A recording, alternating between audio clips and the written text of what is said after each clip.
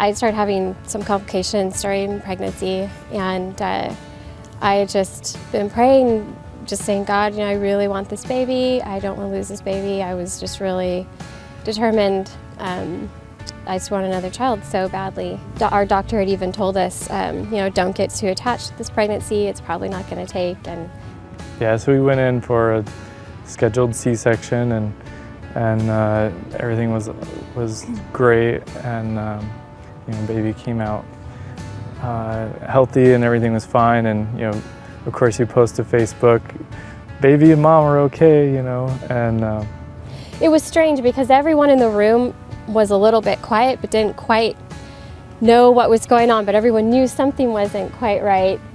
It was like this almost denial thing I think we all went into. It was just such a shock.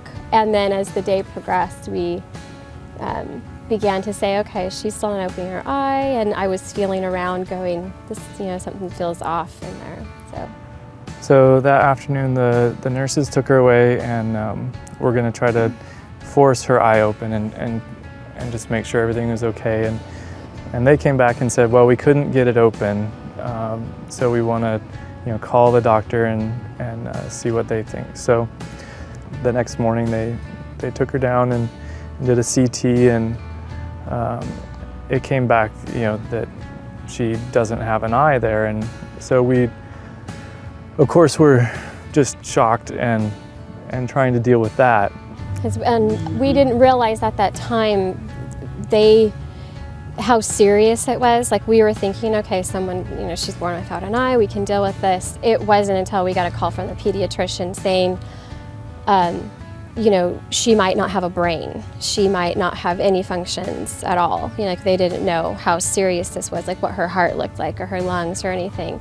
We sit down with the head of the NICU and a geneticist, and they basically said, kids that come in like this don't really have a future.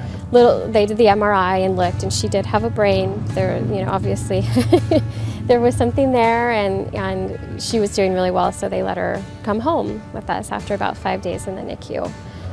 The neurologist told me at one visit, she said she will have seizures. There is no way around it, and she was convinced that that's how it would be. And I remember walking out of the doctor's office, and the Lord just spoke to my heart and said, whose report will you believe? The report of this doctor or my report? And I said, Lord, I'm choosing to believe that this is you, and this is not going to happen. This doesn't have to be.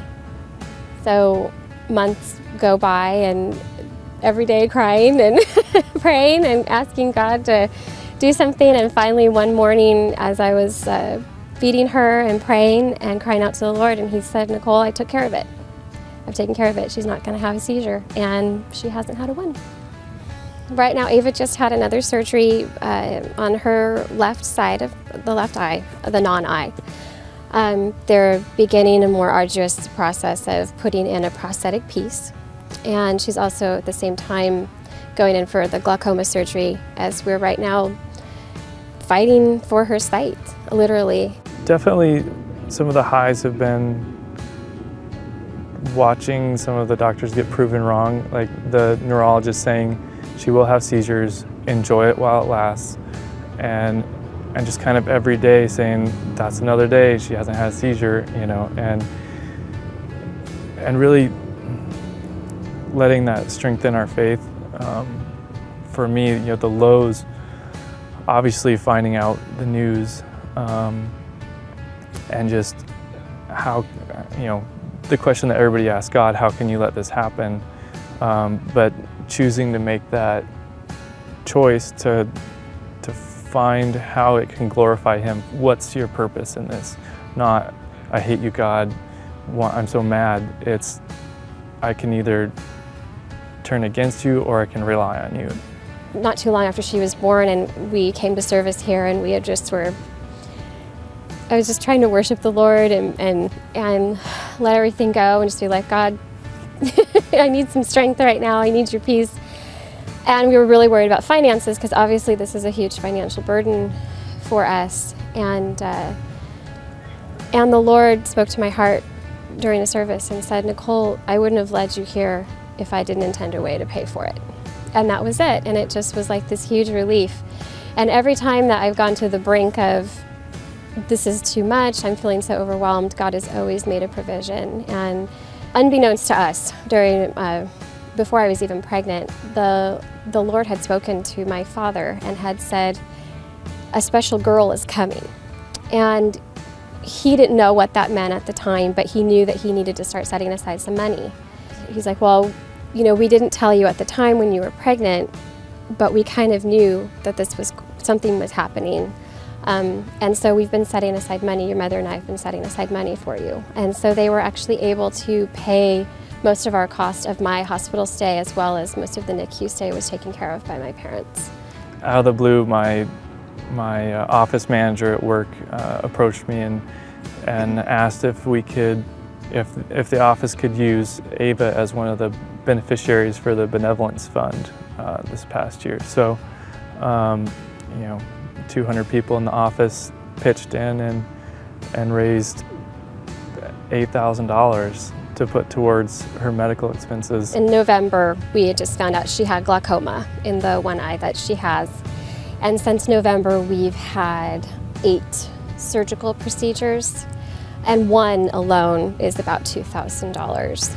She's the most incredible little girl. She's funny and she has a wonderful sense of humor. She has handled every surgery beautifully. She's such a trooper. She's just a beautiful, loving little girl, and she loves the Lord already. She loves to praise and sing and worship God, and she's so in tune to spiritual things at such a tender age. It's really amazing. It's really incredible. Just knowing that God, His love, His plan, His faithfulness to us, and also realizing, I think, through all of this, how much faith is a choice. It's not something you feel every single day, but you make a real conscious decision to say, I don't see you here right now, but I'm going to step out and believe that you're here. The doctors don't have a lot of hope, but we're not giving up. We're going to believe that our daughter's going to see.